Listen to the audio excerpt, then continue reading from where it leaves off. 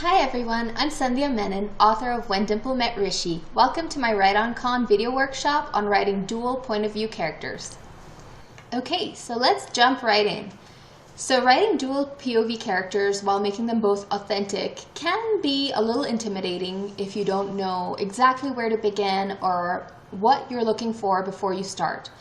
So, first things first, does it really need to be dual point of view? So the one thing that I like to think is, are both characters vital enough to the story to hold your reader's interest? So they need to have a reason to be on the page telling the story to the reader through their lens.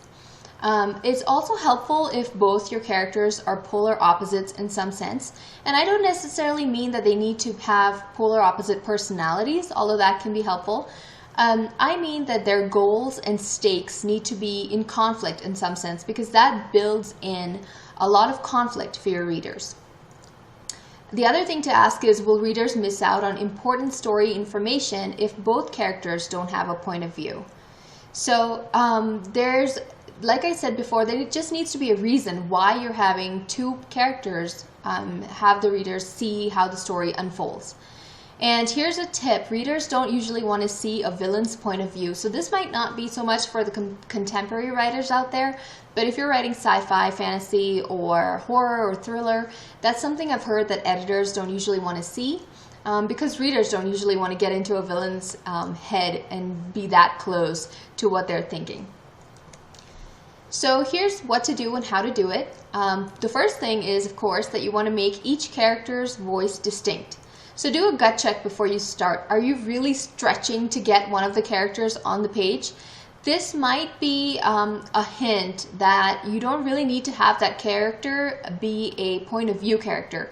Sometimes as writers we fall in love with side characters and really want to show readers more of them. But if they don't have enough to contribute, it can really feel laggy and it can feel kind of disjointed if you have them telling the story from their point of view. So it's essential that each character, of course, is fully fleshed out, and that means that they need to have their own arcs throughout the story. So you need to figure out what their goals are and what are their stakes, and each of their goals and stakes needs to be high, and like I said before, they need to be in conflict. So if you need more help on figuring out what exactly is a character arc and what are goals and stakes, I highly recommend the Plot Whisperer workbook and YouTube series by Martha Alderson. She is amazing, and I had so much trouble with this at first when I first got started, and it really helped me through. So just Google Plot Whisperer on YouTube and it should pull up all her videos. So the next thing in what to do is figure out your character's backgrounds. So there are some things, of course, that will affect how the character views the world, and it'll in turn affect how the reader sees that character. So here are some things for you to consider. If you're writing contemporary, it can be a character's SES or socioeconomic status. If you're not writing contemporary, think of this as the character's station in the world. Another thing for YA is a parent's careers and educational level, or parents' respectability in society. Also consider, does your character have siblings, and what is your character's relationship to their siblings? That can certainly affect how they perceive themselves and the world. Also important, pure experiences throughout school, or just pure experiences in general if they're not in school. Any membership in a marginalized group will affect your character's lens of how they view the world. Some things to consider are race, ethnicity, religion, sexuality. And in my book, Dimple and Rishi have very different backgrounds. So Dimple comes from a very middle class background and Rishi comes from a very upper class background. So those are very two different things, that how they view the world. But they're also, their genders are different. And Dimple is, expected to be traditional and get married. And Rishi is expected to carry on his family's traditions, including his dad's career. And so those kinds of things will really affect how your characters perceive both themselves, each other, and the world. So another thing to, of course, consider is, what are their personalities like? How are they the same as the other character, and how are they different? This will really color how you tell the story through their voices. Speaking of voices, that brings me to the next point, which is the characters need to have different ways of speaking. So don't add dialect or something like that that's really just serves as a distractor for readers when they're reading. You want to instead focus on the previous 3 points. So you want to focus on their goals, their backgrounds, and their personalities to really color their voices and to bring out the depth of their personalities to the reader. So another common question when you're writing dual point of view is how to divide the scenes, right? So do you spend 3 pages on one character and 3 pages on the other, or how does that work?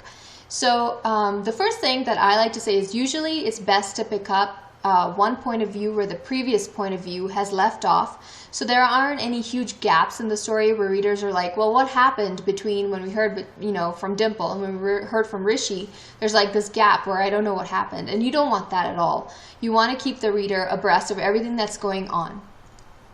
So if you leave off where one character leaves off, the other one starts, it can have a humorous effect.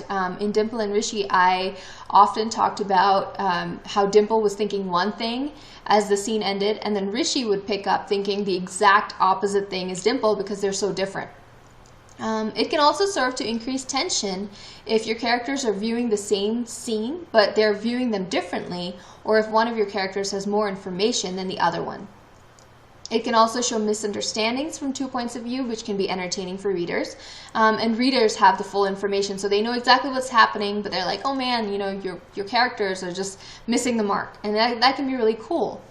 So you don't have to divide the story equally between the 2 points of view. And when Dimple met Rishi, Dimple has a lot more airtime than Rishi does, and sometimes it just works out that way. I didn't plan it like that. Some characters just have more to say, so don't feel like you have to divide it equally. So the next thing to decide on is tense and point of view. Do you want past tense or present tense? The tenses add different flavors to the story.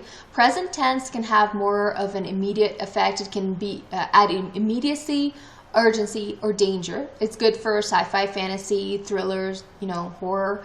But it can also, be used really well in contemporary to kind of pull the reader in closer. And past tense can be like telling a story to somebody. Especially if you're writing an epistolary novel, like my next novel is going to be.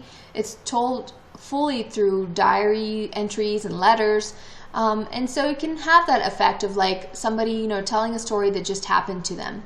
It can also be invisible, where the reader doesn't notice it and it blends completely into the background. So just some things to think about. Another important question is, do you want first person or third person point of view? I wrote Dimple in both at first to see which one fit better. I actually prefer to write in first person usually, but for this one I just kept reverting to third person, and that was kind of a really good clue from like my instincts that this story was just begging for third person. So a lot of times writers have a preference, and a lot of times your instincts can tell you which way to go. There's also a myth that third person point of view is more distancing than first person, and I don't believe that. I think that's more a case of narrative distancing, which is something that writers do. I've read many excellent third person point of view books where you feel just completely right there with your character. So don't feel like you have to make that decision based on the distance. Like you don't want to distance the reader too much. So just keep that in mind. So the takeaway here is that there are many different ways to write dual points of view, but the number one task is make sure that both characters are absolutely vital to the story. If you decide that they are, then flesh out the 2 characters fully. They should have their own separate goals, stakes, and arcs. And my favorite thing ever as a writer is that you get to read books as homework. So read books to see how it's done. And take notes as you go. Read with an eye to mechanics and see what worked for you, what didn't work for you, what would you have done differently. That's a great way to learn. Some of my favorite examples are Across the Universe by Beth Revis, Eleanor and Park by Rainbow Rowell, The Fifth Wave by Rick Yancey, and of course When Dimple Met Rishi by yours truly, which will be out May 30th, 2017. And that's it for this video workshop. If you're here live with Write On Con, I'll be available right after this video to answer any questions you have. Thanks for watching.